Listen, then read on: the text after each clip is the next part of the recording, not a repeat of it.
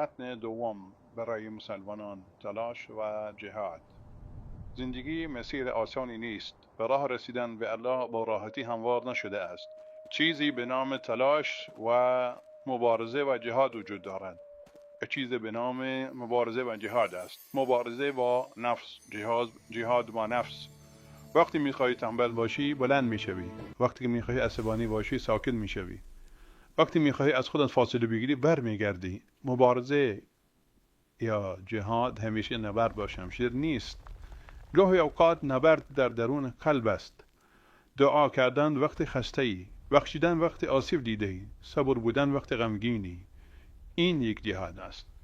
هر روز ما در یک نبرد کوچکی زندگی میکنیم بین آنچه خودمان میخواهیم و آنچه که الله از ما میخواهد.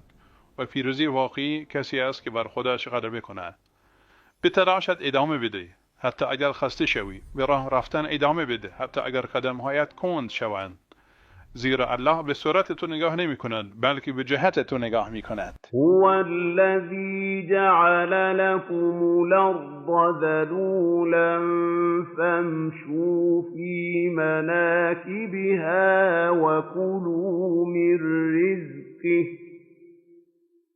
وإليه النشور